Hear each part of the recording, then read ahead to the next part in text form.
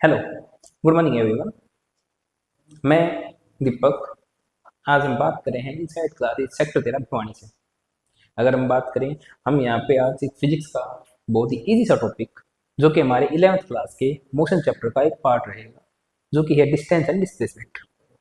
हम उसको इजी से मॉडरेट लेवल तक करने की कोशिश करेंगे। हमारे यहाँ पर इनसाइड क्लासेस सेक्टर 13 भिवानी में आईआईटी नीट की तैयारी करवाई जाती है, तथा और भी जितने भी कॉम्पिटेटिव एग्जाम्स हैं उनके लिए हम तैयारी करवाते हैं। ओके, चलिए आज हम हमारा लेक्चर स्टार्ट करेंगे। हम बात करेंगे आज मोशन के बारे में। वैसे मोशन के दो पार्ट्स हैं। हम बोलेंगे एक motion in straight line and second is motion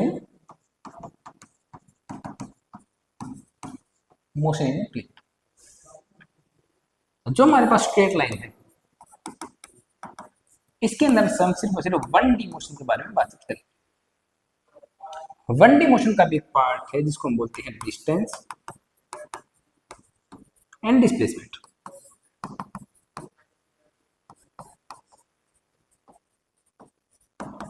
बात करेंगे डिस्टेंस एंड डिस्प्लेसमेंट के बारे में। जैसे कि अगर आपको पता हो डिस्टेंस क्या होती है, जैसे कि हमने सुना भी होगा कि हमारा घर वहां से कितनी दूरी पर है, या फिर हमारे यहाँ से कोई दूसरा स्थान कितनी दूरी पर है, तो हम डिस्टेंस में मेजर करते हैं। ठीक है। अगर हम रियल लाइफ की बात करें तो हमने कुछ एक एग्जाम्पल देखे होंगे आपके, जैसे कि आजकल फोन्स में पेडोमीटर नाम की एक चीज आ रही है। पेडोमीटर नाम सुना होगा, जो कि हमारे स्टेप्स को काउंट करता है। वो ये बताता है कि हम कितने चले हैं, कि हमने कितने कदम रखे हैं। वो ये नहीं बताता कि हम किस डायरेक्शन में गए हैं, कहां से कहां तक गए हैं। सिर्फ ये बताता है कि हम कितने चले।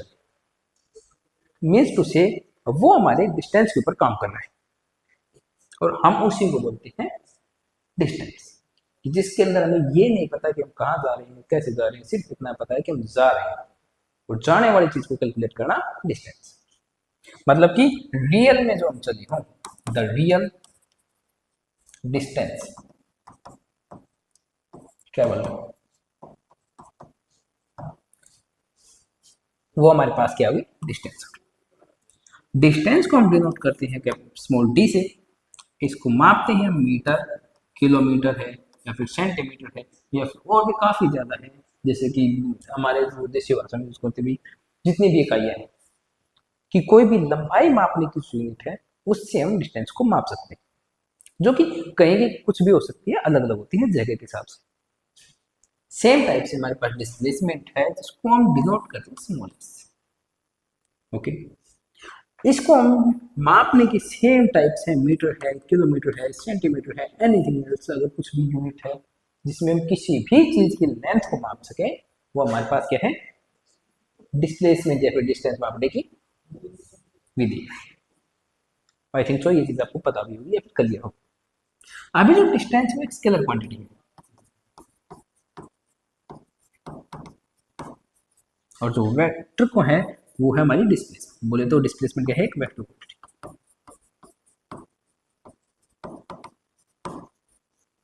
ठीक है। डिस्टेंस और डिस्प्लेसमेंट में सिंपली यही फर्क है।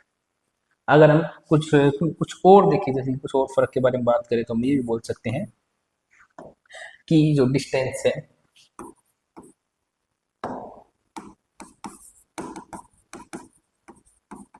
वो या फिर डिस्प्लेसमेंट है,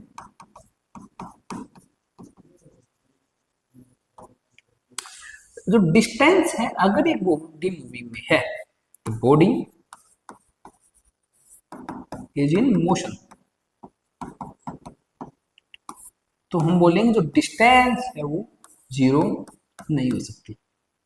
तो डिस्टेंस है वो नेगेटिव भी नहीं हो सकती, कोई दिक्कत नहीं है। अगर बॉडी मोशन के अंदर है तो displacement is equal to zero हो सकती है।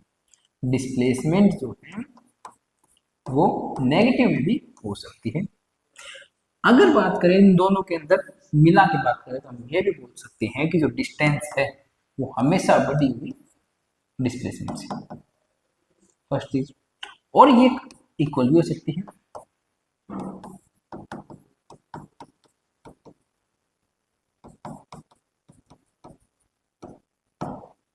डिस्प्लेसमेंट, कोई दिक्कत नहीं होगी। मीन्स टू से हम ये बोल सकते हैं कि डिस्टेंस और displacement is always greater than equal to displacement.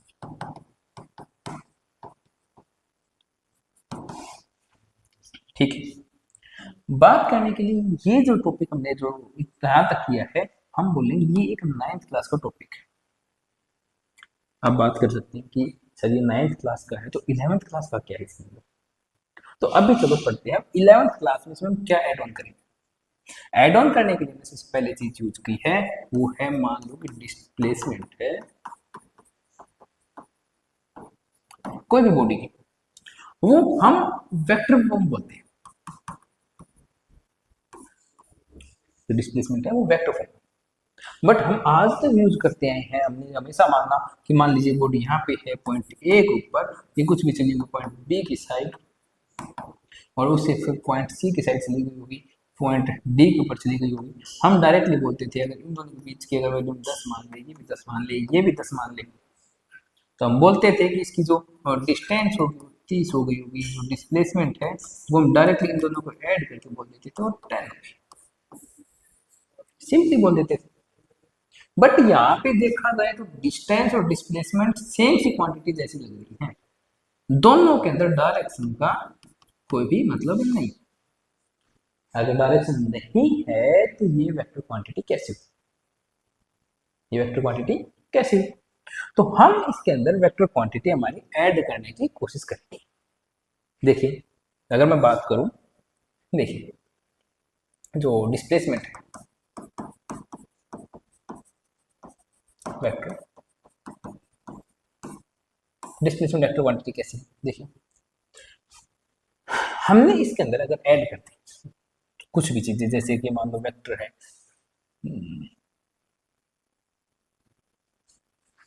देखिए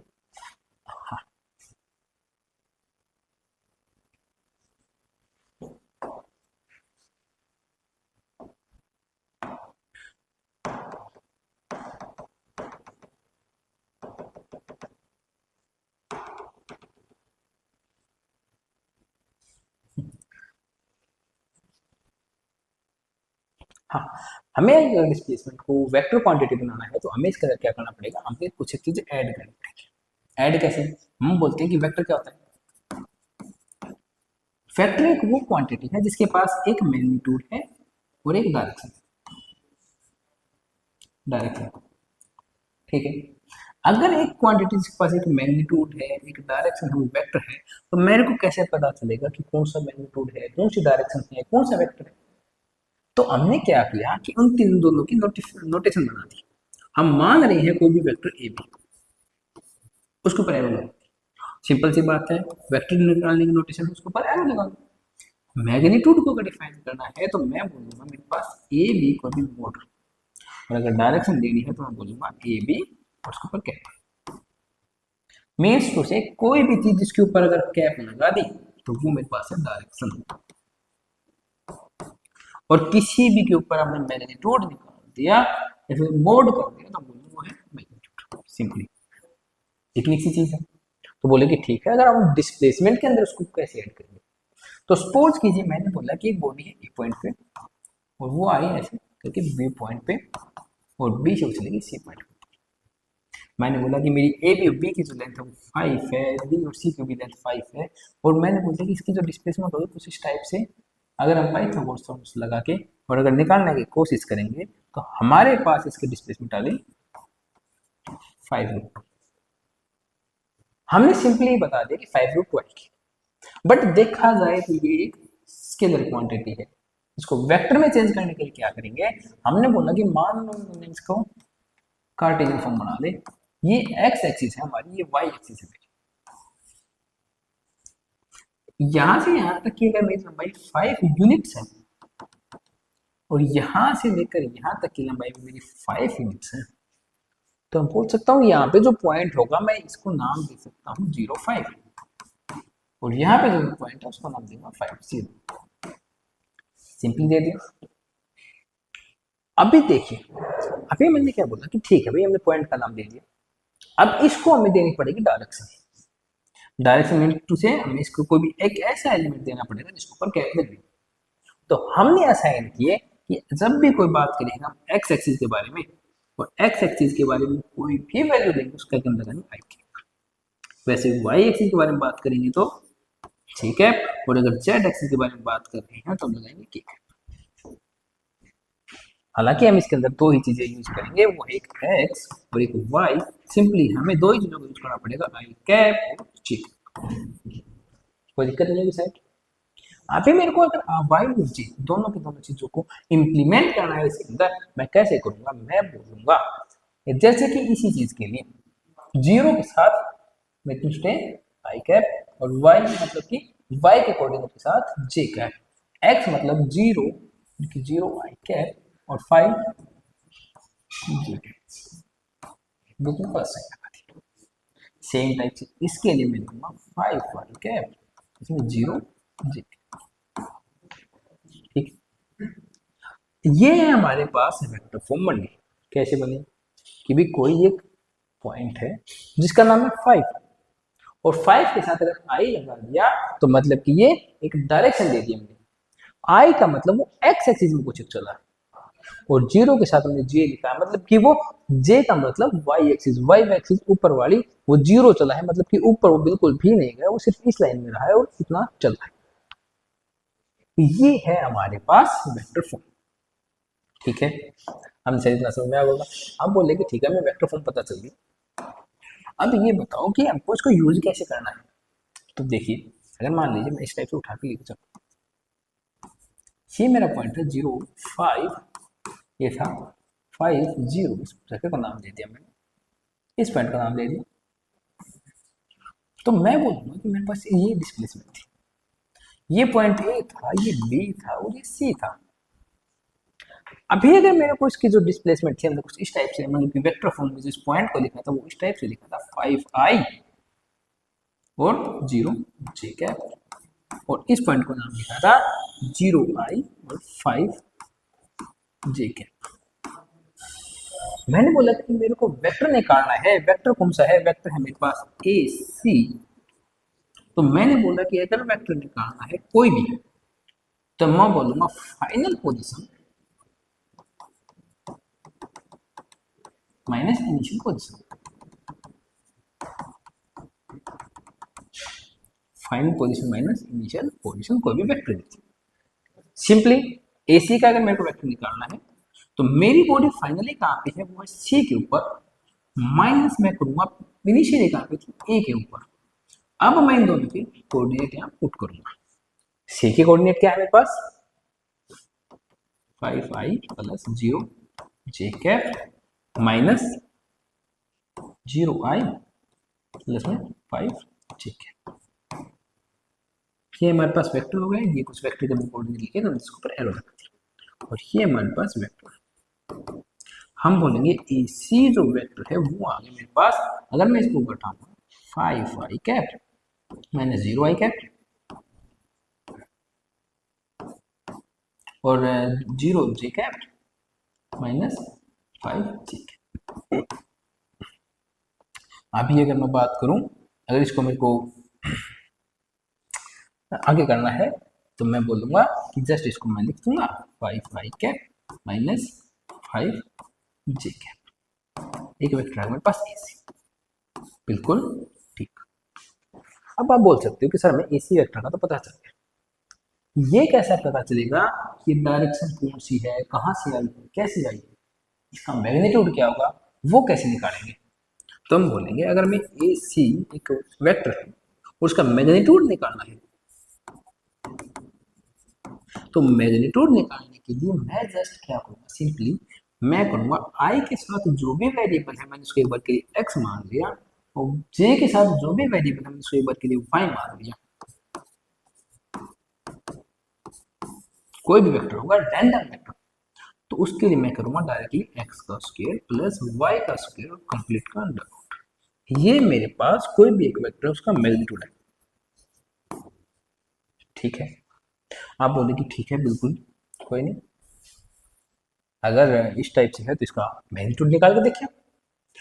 अगर यहाँ पे x की वैल्यू ये होगी, y की वैल्यू ये होगी, तो मैं सिंपली बोलूंगा मेरे पास जो ए सी है उसका मैग्नीट्यूड कितना आएगा, 5 का स्क्वायर प्लस 5 का स्क्वायर। मैं बोलूंगा ए सी का मैग्नीट्यूड इक्वल्स टू 25 प्लस 25 का अंडर रूट, यानी कि ए सी इंटू इक्वल्स टू 50, और इसको हम क्या बोल सकते हैं, 5√2। सिंपली अगर हम देखें तो जो स्टार्टिंग में हमने जो वैल्यू निकाली थी डिस्प्लेसमेंट की वो भी 5√2 थी। मतलब कि हमारे पास ये तो है एक वेक्टर फॉर्म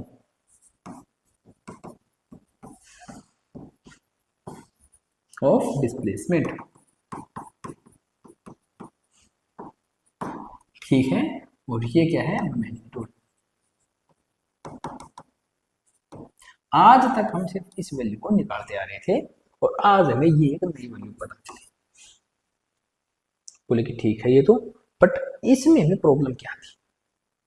देखिए जब इस वेक्टर फॉर्म आए इसने चीजों को काफी ज्यादा हद तक इजी बना दिया।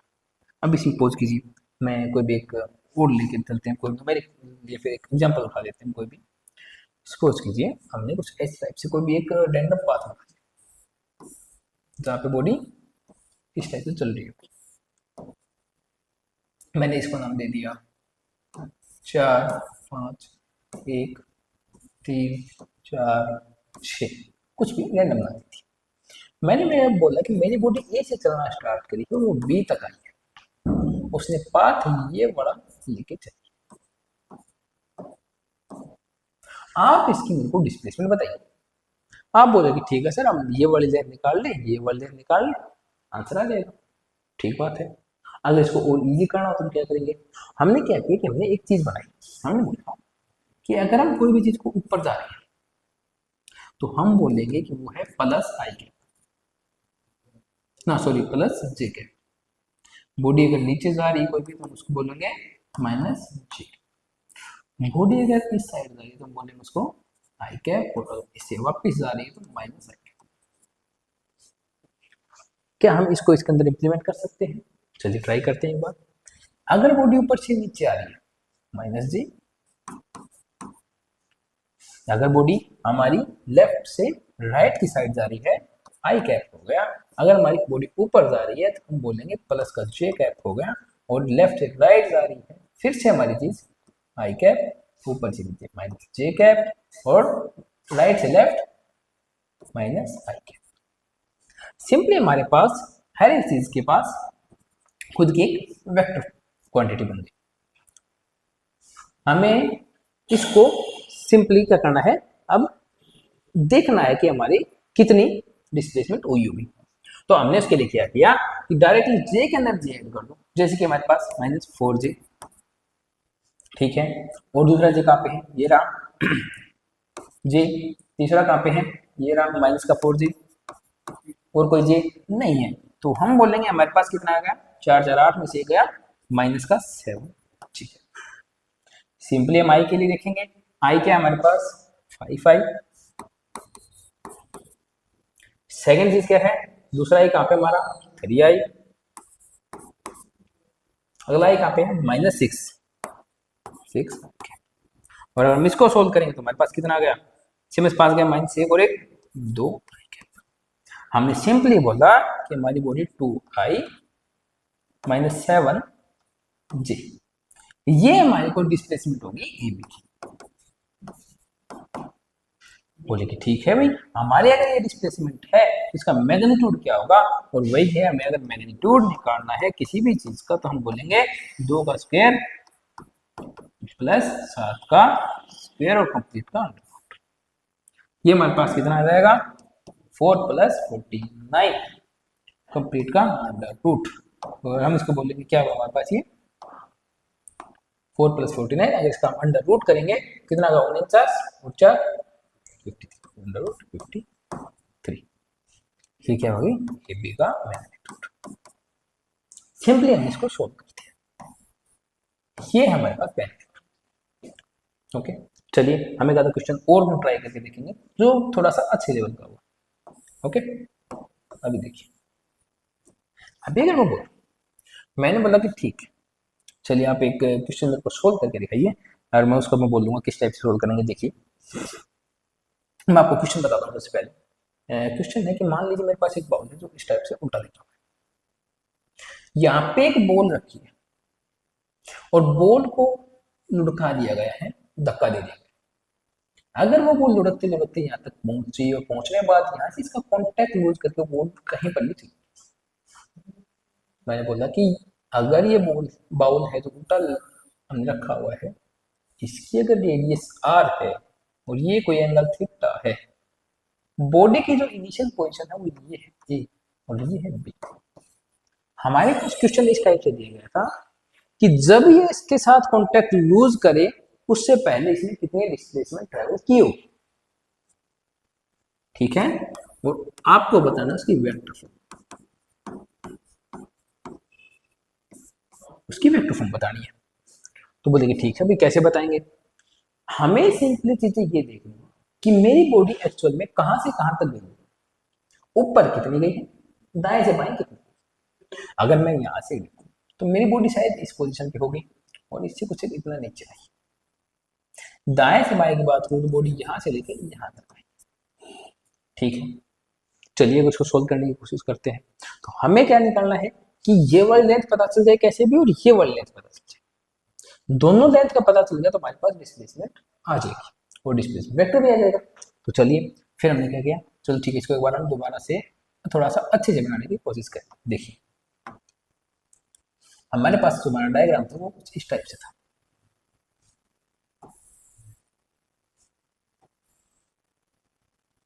ठीक है।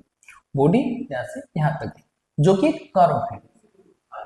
अब अगर मेरे को ये इसकी डिस्प्लेसमेंट निकालनी है, ये पोजीशन ए थी, ये पोजीशन बी थी, और अगर ये जो रेडियस आर है ये भी रेडियस आर है और हमने इस एंगल को थीटा माना था, मेरे को ये जानना है ऊपर से बॉडी नीचे कितनी आई।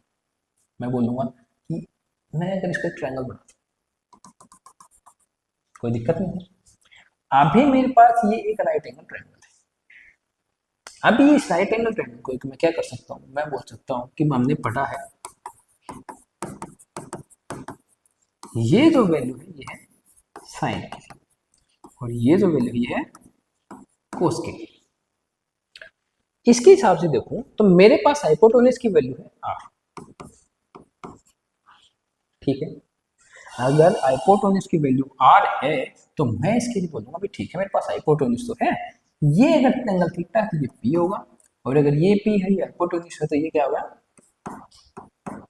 ये मेरे पास क्या होगा 20, ठीक है। इसके हिसाब से देखा तो P by H is equal to sine of theta, और साइन पी बाई एच की वैल्यू हमारे पास क्या है, perpendicular by R, perpendicular by R. और सेकेंड चीज हमने बोला इसके लिए cos of theta is equal to हमारे पास क्या है पी बाई आर। इससे सिंपली हम बी और पी की वैल्यू निकाल सकते हैं। हमने बोला कि बी इज इक्वल टू कितना होगा आर कोस ऑफ थीटा और पी इज इक्वल टू कितना होगा R sine of theta. B और पी की मेरे पास अगर वैल्यू आ गई मैं पुट कर देता हूँ, बी की जगह R cos of theta, P की जगह आर साइन ऑफ थीटा, कोई दिक्कत नहीं है। अभी अगर देखें हमारे पास वैल्यू आ गई है यहां से लेकर यहां तक की, ठीक है। अभी हमें ये वाली वैल्यू चाहिए कि बॉडी नीचे कितनी है। तो देखिए अगर मैं बोलूं मेरी यहां से लेकर यहां तक की जो हाइट थी वो आर थी, ठीक है, और यहां से लेकर यहां तक की जो हाइट है वो ये है, तो मैं अगर कंप्लीट में से ये घटा दूं तो ये वैल्यू आ जाएगी, सिंपली आ जाएगी। तो मैंने बोला कि ये वाली जो वैल्यू होगी ये होगी R minus R cos of theta, ठीक है। तो मेरे पास ये वैल्यू आ गई R minus R cos theta और ये जो वैल्यू आ गई पी थीटा, ठीक है। अभी बोले कि भी ठीक है, अब डिस्प्लेसमेंट क्या होगी, डिस्प्लेसमेंट का वेक्टर क्या होगा, तो उसके लिए क्या करना चाहिए। तो देखिए अगर बॉडी ऊपर से नीचे कितनी आई, हम लिखते थे ऊपर से नीचे मतलब माइनस जी, और लेफ्ट से राइट मतलब कि हाइट, ठीक है। अगर मैं मान लीजिए एक बार के लिए मैं मान लूं मेरे पास angle theta equal to 30 degree, ताकि हम कोई भी एग्जैक्ट वैल्यू निकाल सके। तो आर की वैल्यू मान लीजिए मैंने एक बार की 2 मान, अगर मेरे पास आर की वैल्यू भी गिवन हो गई है और थीटा की वैल्यू भी गिवन, हम इसको आगे सोल्व करने की कोशिश करते हैं। उसके लिए देखिए हम क्या करेंगे, हमें ऊपर से नीचे जब आएंगे तो हमने बोला कि माइनस जे होना चाहिए, ऊपर से नीचे आए हम R minus R cos of theta, हमने बाहर लगा दिया माइनस का जे, ठीक है। लेफ्ट से राइट जितना जाएंगे हम उसके बाद में आई लगाएंगे, हमने बोला R sine of theta into में मेरे पास एक वैल्यू है आई के लिए, एक वैल्यू है जे के लिए, ठीक है। अगर मेरे पास एक वैल्यू आई के लिए, एक वैल्यू है जे के लिए, तो देखिए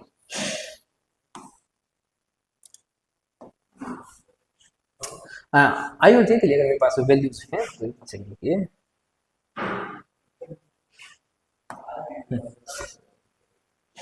सो जा भाई, क्या हुआ?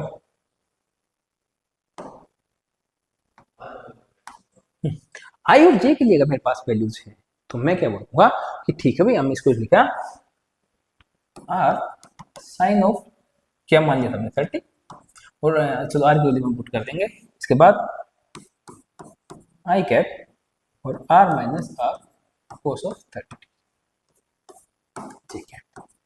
डायरेक्टली हम इसके अंदर वैल्यू हमारी पुट कर सकते हैं 30 डिग्री, साइन 30 कितना होगा आर 1/2, ठीक है। वैसे ही कोस 30 कितना होगा आई कैप और प्लस में इसमें आर माइनस आर कोस 30 की वैल्यू कितनी होगी √3/, ये मैंने वैल्यू पुट कर दी जे की। अब मेरे पास आई और जे के लिए वैल्यूज आ गई है, इसके लिए हम क्या कर सकते हैं अभी, अब हम इसका निकालेंगे मैग्नीट्यूड, क्योंकि हमें ये तो सिर्फ और सिर्फ वेक्टर फॉर्म आई है, ठीक है। और अगर सिंपली हम आर की वैल्यू फिर से पुट करना चाहे तो हमने वैल्यू पुट कर दी आर के लिए 2, तो हमारे पास 2 इंटू 1/2 आई कैप प्लस 2 प्लस 2 √3/2, ये हो गया, ठीक है, ओके। अभी हम इसके अंदर अगर देखें तो 2 से 2 हमारा कैंसिल हो जाएगा, और इस 2 से 2 हमारे पास बच गया आई, और जे की वैल्यू हुई 2 प्लस √3 जे। अगर हम इसका अगर मैग्नीट्यूड निकालने की कोशिश करेंगे तो हम क्या बोलेंगे, ये देखिए इसका जो मैग्नीट्यूड आएगा वो आएगा 1 का स्क्वायर प्लस 2√3 का स्क्वायर, इसको हम बोलेंगे 1 प्लस 4 इंटू 3 इक्वल्स टू 4 3 12 और 1, ये हमारे पास आ गया एक मैग्नीट्यूड। हम बोलेंगे अगर हमारे पास ए बी की हमें डिस्टेंस निकालनी थी तो हम बोलेंगे ए बी जो वेक्टर है उसकी जो वैल्यू आई थी कुछ इस टाइप से थी, आई कैप प्लस 2 प्लस √3 जे, ये हमारे पास वेक्टर है, और हम उसका मैग्नीट्यूड के बारे में बात करेंगे तो वो हमारे पास आ गया है 13, और 13 का भी पूरे का अंडर रूट था, तो ये भी हो गया √13। तो ये हमारे पास किसी भी वेक्टर है उसकी हम इस टाइप से डिस्टेंस और डिस्प्लेसमेंट और वेक्टर फॉर्म भी हम निकाल सकते हैं, ओके। चलिए, थैंक यू।